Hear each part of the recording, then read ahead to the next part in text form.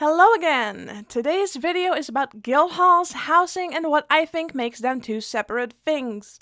The video is courtesy of Merowin, who asked me about my number 1 from my top 10 video. Now I know Wednesday is the big day for the guild hall reveal, but I promised to get this video out by Tuesday.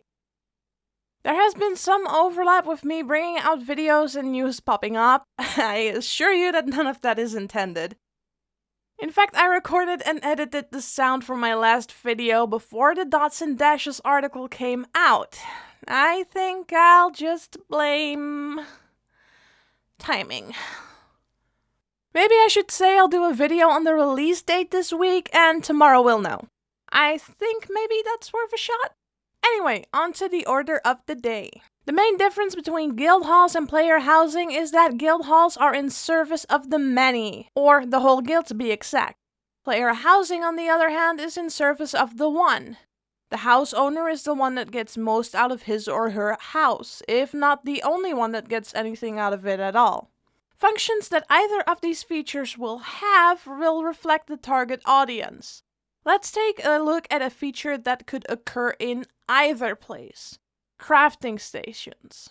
Now, I know you could say that these would just be normal crafting stations like in Lion's Arch, but I'm going to propose a unique thing that a crafting station in each of these areas might do. I would argue that a crafting station in a player's house, something that will likely cost gold to unlock, would increase the player's experience gain, both for crafting and leveling when the player uses this station to craft. Additionally, if the house has storage, it might be able to draw from your housing storage as well as your bank. The guild hall crafting station, however, would have a massively different function.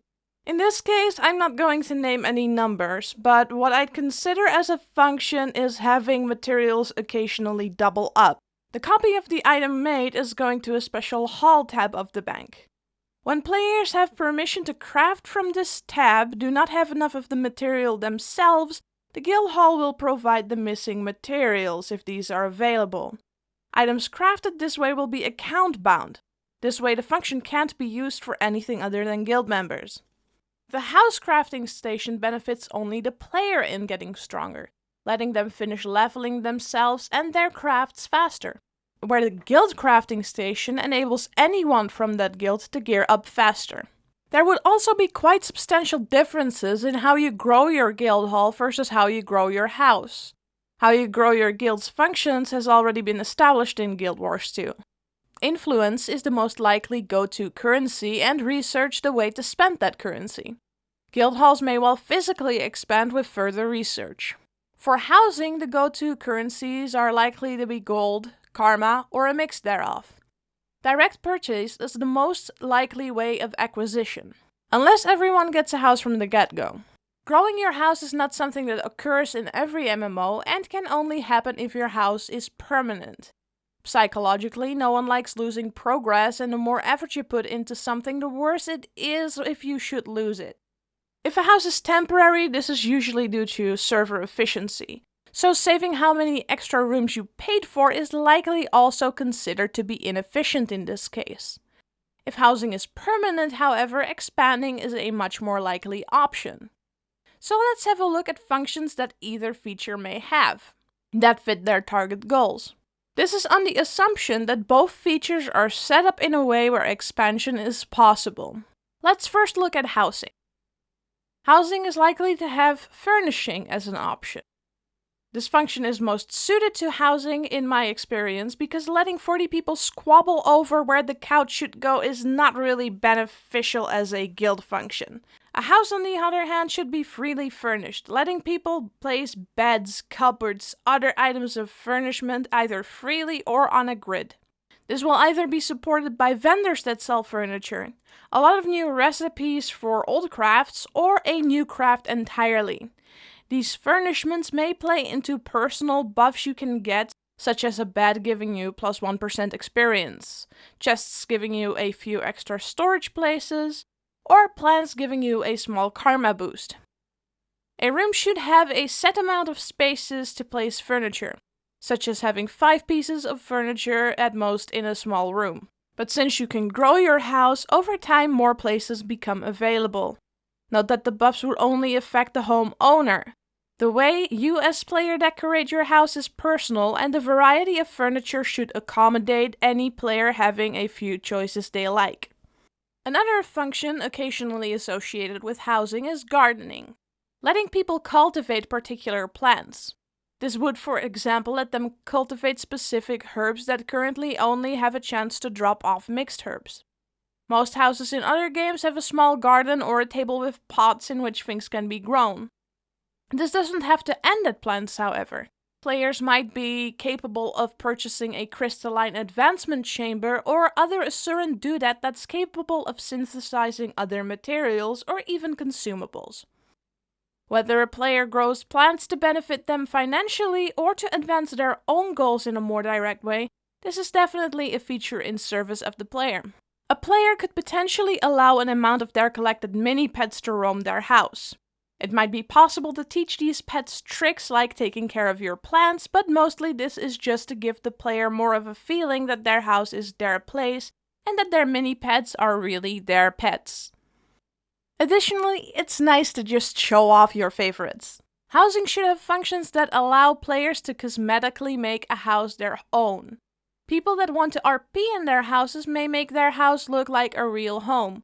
Others may just stuff the place with one kind of furniture for practical reasons.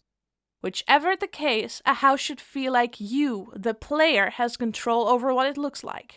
Maybe there will even be collections of furniture that can reward more extravagant or more special looking furniture. To complete the part about housing, I should add that it should be possible to pick from different styles of housing. A Sylvari loft or an Asuran cabin, a human estate or a Norn hold, even char-themed housing.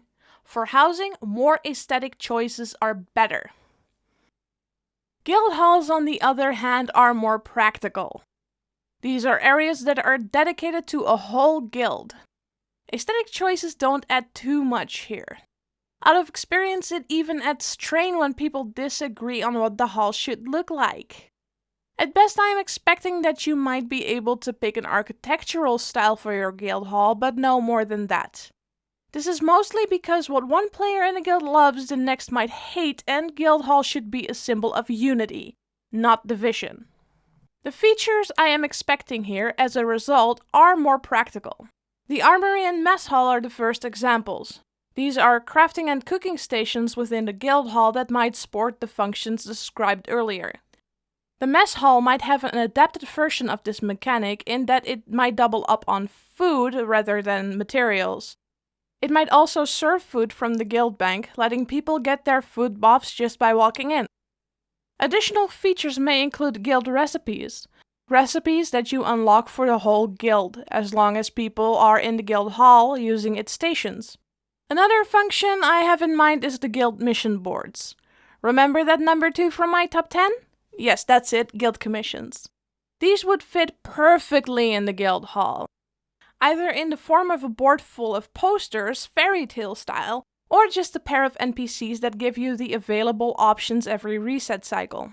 Now, of course, not everything about a guild hall can be PvE. A siege shop, for instance, would be a great addition for World vs. World guilds. Within a siege shop, you can research different siege engines and purchase patterns for them. Traps are included, allowing guilds to get slightly more out of World vs. World after researching this feature. Another PvP endorsing feature might be a Challenger's Apex.